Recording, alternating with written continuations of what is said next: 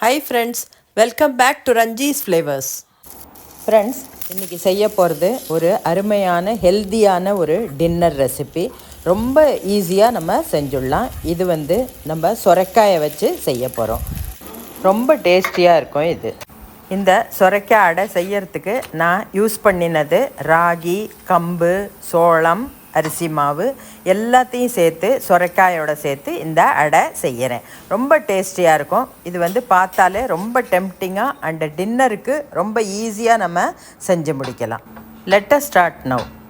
இந்த டேஸ்டியான ஹெல்த்தியான இந்த ரெசிபி, டின்னர் ரெசிபி செய்யறதுக்கு நான் அரை கப்பு அரிசி மாவு, அரை கப்பு கடலை மாவு, 1/4 கப்பு சோள மாவு அண்ட் 1/4 கப்பு கம்பு மாவு. கம்பு நம்ம எல்லாருக்கும் தெரியும். அண்டு 1/4 கப்பு ராகி மாவு. இப்போ இதை எல்லாத்தையும் சேர்த்து நம்ம நல்லா இப்போது மிக்ஸ் பண்ண போகிறோம். இந்த மாவோட சொரைக்காயும் சேர்த்து நம்ம இந்த டிஷ்ஷை அடை செய்ய போகிறோம். இதை மகாராஷ்டிராவில் தாலிபீட் அப்படின்னு சொல்லுவாள். லௌக்கின்னாக்க சொரைக்காயை வச்சு இந்த டிஷ்ஷு செய்கிறோம். இந்த மாவை கலக்கிறதுக்கு முன்னாடி நான் ஒரு மிக்ஸி ஜார் எடுத்து அதில் ஒரு 1/2 இன்ச்சு இஞ்சி எடுத்திருக்கேன், தோல் சீவி எடுத்திருக்கேன். அண்ட் பச்சை மிளகா, அதுவும் நம்ம இதில் சேர்த்துக்க போகிறோம். ஒரு 3 பச்சை மிளகா எடுத்திருக்கேன். அண்ட் 10 பல்லு பூண்டு, அதுவும் நான் சேர்த்துருக்கேன். இது எல்லாத்தையும் சேர்த்து கொஞ்சம் கரகரன்னு நம்ம மிக்சியில் அரைச்சிக்க போகிறோம். இப்போ இதை அரைச்சிருக்கேன். இதை நம்ம இந்த மாவில் கலந்து விட்டுக்கணும். கரகரன்னு தான் அரைச்சிருக்கேன், அப்போ தான் அந்த டேஸ்ட்டு நல்லா வரும். இப்போ இதில் சேர்க்கறதுக்கு ஒரு 300 கிராம் சொரைக்காயை எடுத்து நான் அதை நல்லா வாஷ் செஞ்சு இதை மாதிரி எடுத்து வச்சுருக்கேன். இதை நம்ம திருவல்ல திருவிக்கணும். திருவி எடுத்து வச்சுட்டு அந்த மாவோடு நம்ம இதை சேர்க்க போகிறோம். இப்போ நல்லா ஒரு பெருசுலேயும் இல்லாமல் சின்னதும் இல்லாமல் மீடியம் உள்ளதில் நம்ம இதை திருவிக்கலாம். இப்போ இந்த மாதிரி சொரைக்காயை நான் திருவி வச்சுருக்கேன். இதுக்கப்புறம் ஒரு கேரட், இந்த அளவு ஒரு கேரட் எடுத்து அதையும் நான் சின்னதாக திருவி வச்சுக்கிறேன். இதையும் நம்ம அந்த மாவோட சேர்த்துக்க போகிறோம். இப்போ கேரட்டையும் சின்னதாக நான் திருவிருக்கேன். இதில் நம்ம எல்லா ஹெல்த்தியான அந்த மாவெல்லாம் சேர்த்து வெஜிடபிளும் சேர்த்து இந்த அடை செய்ய போகிறோம். இப்போ இந்த திருவிய சொரைக்காய் அண்ட் திருவிய கேரட்டு ரெண்டையும் நான் இந்த மாவில் சேர்த்துக்கிறேன்.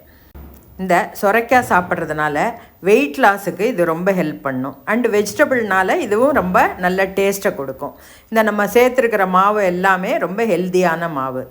இதில் 1 டீஸ்பூன் வறுத்த ஜீரகப்பொடி, 1 டீஸ்பூன் மஞ்சப்பொடி அண்டு எள்ளு வேணாலும் நீங்கள் சேர்த்துக்கலாம், ரொம்ப டேஸ்ட்டு கொடுக்கும். அண்ட் 1 டீஸ்பூன் சில்லி பவுடர், மிளகாய் பொடி அண்ட் 1 டீஸ்பூன் தனியா பொடி. இது எல்லாமே நம்ம சேர்த்து நம்ம மிக்ஸ் பண்ணணும். இதில் ஒரு 2 டீஸ்பூன் ஆயில் நான் விட்டுக்கிறேன். அண்ட் 1/4 டீஸ்பூன் உப்பு, அதுவும் நம்ம கலந்துக்கலாம். எல்லாத்தையும் சேர்த்து நம்ம கரண்டியால் நல்லா ஃபஸ்ட்டு மிக்ஸ் பண்ணிக்கணும். அப்புறம் கையால் தண்ணி தெளித்து நம்ம மாவை பசையலாம். இதில் சொரைக்காயில் நிறைய தண்ணீர் நிறையா இருக்கிறதுனால இதில் பார்த்து இதை மிக்ஸ் பண்ணிவிட்டு கடைசியாக நம்ம கொஞ்சமாக தண்ணி விட்டு இந்த மாவை பசைஞ்சுக்கணும். முதல்லையே விட்டாக்க தண்ணி ஆகிடும், அப்புறம் நம்ம செய்யறதுக்கு கஷ்டமாகும். இப்போ கையால் நான் நல்லா அதை கலந்து விடுறேன். இப்போ கையால் நான் நல்லா கலந்து விட்டுருக்கேன். இப்போ அந்த சொரைக்காயும் அந்த மாவும் சேர்ந்து நல்ல ஒரு மாதிரி நல்லா பைண்டிங் இருக்குது.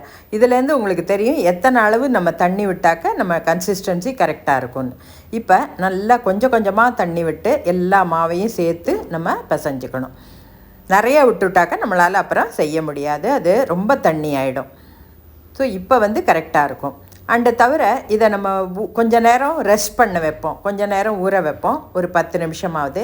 அந்த சமயத்தில் அந்த சொரைக்காயில் இருக்கிற தண்ணியும் இன்னும் கொஞ்சமும் வரும். ஸோ அதனால் கரெக்டாக நம்ம பார்த்து தண்ணி விட்டு அதை ஒரு நல்ல கன்சிஸ்டன்சியில் கெட்டியாக உள்ள மாவாக நம்ம அதை பசைஞ்சுக்கணும். அதுக்கப்புறம் நம்ம அதை அடையாக நம்ம செய்ய போகிறோம். இந்த மாதிரி கரெக்டாக இருக்குது. இதில் மேலாக கொஞ்சமாக எண்ணெய் தடவி நான் அதை ரெஸ்ட் பண்ண வைக்க போகிறேன். ஒரு 10-15 நிமிஷம் கூட இதை வைக்கலாம். இப்போ நல்ல ஸ்மூத் டோ ரெடி ஆகிடுது. நான் இப்போ இந்த அடை செய்யறதுக்கு ஒரு இலை எடுத்திருக்கேன். அதை நல்லா வாஷ் பண்ணி தொடச்சுட்டு அதில் மேலாக எண்ணெயால் க்ரீஸ் பண்ணிக்கிறேன். இப்போ பெரிய உருண்டையாக நம்ம எடுத்துக்கணும். இது ஒரு 15 நிமிஷம் ஊறின விட்டு தான் நம்ம இதை செய்யணும். இப்போ தண்ணி தொட்டு தொட்டு அதை நம்ம பெருசாக அதை அடை மாதிரி அந்த இலையிலையே தட்டிக்கணும் ஃபஸ்ட்டு. அந்த முனையிலெல்லாம் அந்த கார்னர்லெல்லாம் கொஞ்சம் விரிஞ்சு கொடுக்கும். ஏன்னாக்கா நம்ம கம்பு சோள மாவெல்லாம் சேர்த்துருக்கோம். அதெல்லாம் நம்ம கொஞ்சம் அட்ஜஸ்ட் பண்ணி விரலால் அட்ஜஸ்ட் பண்ணி ஒரு ரவுண்டு ஷேப்புக்கு வச்சுக்கலாம். சப்போஸ் வேணும்னாக்கா நீங்கள் வந்து அதை கட் பண்ணி கூட ஒரு மூடியாலேயோ இதாலேயோ கட் பண்ணி கூட நீங்கள் அதை செய்யலாம் ரவுண்டாக வரணும்னா. நான் இப்போ ஆனால் அதை கட் பண்ணலை. இதே மாதிரி தண்ணி தெளித்து தெளித்து தொட்டு இந்த மாதிரி நம்ம அதை அடையாக தட்டிக்கணும். அதில் வேகிறதுக்காக நான் இந்த மாதிரி ஒரு 5 ஓட்டை போட்டு அதில் எண்ணெய் விடலாம். நம்ம அதுக்காக இந்த மாதிரி செஞ்சு எடுத்து வச்சுருக்கேன். சப்போஸ் உங்கள்கிட்ட இலை இல்லைன்னாக்கா ஒரு காட்டன் துணியை ஈரம் செஞ்சு அதில் நீங்கள் தட்டலாம். இப்போ ஸ்டவ்வில் தோசைக்கல் போட்டிருக்கேன். சாதாரண நம்ம யூஷுவல் தோசைக்கல். இப்போ இந்த இலையை எடுத்து அது மாதிரி நம்ம அதர் சைடில் இந்த மாதிரி திருப்பி அதுலேருந்து மெதுவாக அந்த இலையை எடுத்துடணும். எல்லா பக்கமும் நம்ம எண்ணெய் விட்டு அதை நல்லா மூடி வச்சு வேக வைக்கணும்.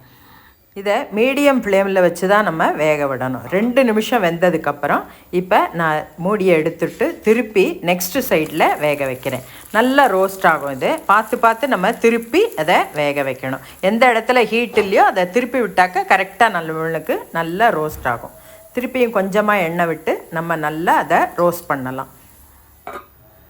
நம்ம மீடியம் ஃப்ளேமில் வச்சு செய்கிறதுனால ரொம்ப அவசரம் இல்லாமல் மெதுவாக அதை ரோஸ்ட் பண்ணி எடுக்கணும். அப்போ தான் நம்மளுக்கு முறுமுறுன்னு நம்மளுக்கு கிடைக்கும். இப்போ 2-3 நிமிஷம் ஆனதுக்கப்புறம் 2வது சைடும் ரொம்ப நல்லா முறுமுறுன்னு ஆயிருக்கு. கோல்டன் கலர் ரொம்ப நல்லா வந்திருக்கு. இப்போ இது ரெடி ஆகிடுத்து. நம்ம இதை எடுத்து வச்சுடலாம். அது செய்யும் போதே நம்ம வந்து 2வது அடையும் இந்த மாதிரி இலையில் தட்டி இந்த மாதிரி செஞ்சுக்கணும். கண்டினியூஸாக இந்த மாதிரி நம்ம செஞ்சுக்கலாம்.